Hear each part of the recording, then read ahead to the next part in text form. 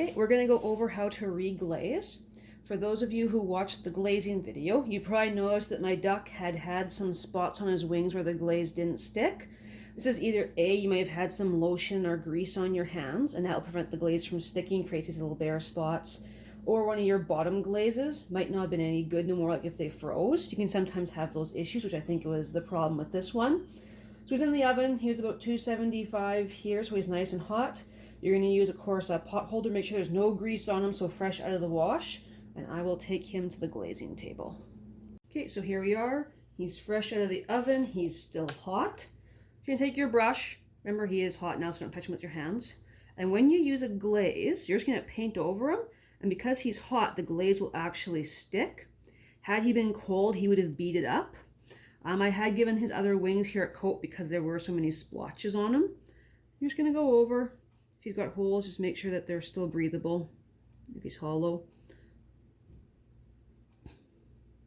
Yeah, you go very lightly if you do additional coats, just because your brush can easily pull the glaze off of the shiny undercoat. And your oven can't hurt them. Your oven only hits maybe 400 and some, maybe 500 degrees if you're lucky. Our kilns hit over 1,000, so your oven cannot harm our clay or our glazes. Let's get that flip on the stomach. If you do the bottoms first, they dry quickly and you can set them straight up where you're used to seeing them.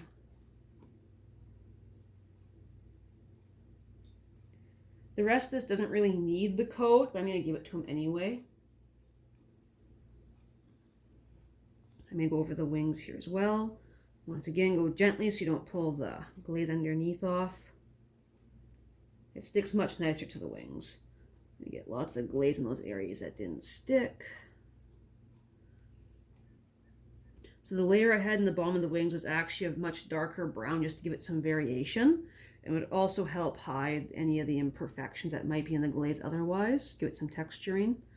Because espresso, which I'm using right now, is very semi-transparent. You'd probably be able to see the spot underneath it if it wasn't for that.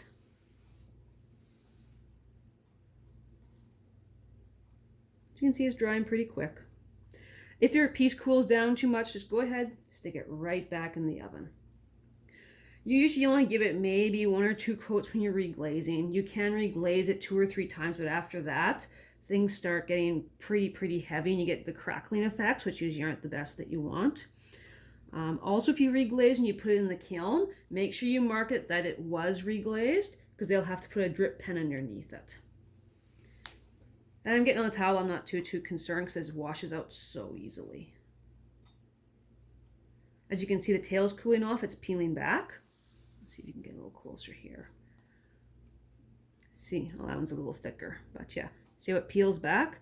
That means the piece is cooling down.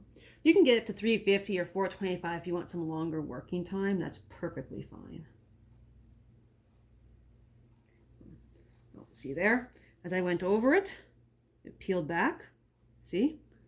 How I lift my brush, it's actually peeling the coat underneath off. So I'm going to get a lot of glaze here and just carefully layer it on thick. Just like when you're glazing, always make sure it's dry. And of course, because our glaze here was so shiny, it was very slippery, and our glazes don't want to stick.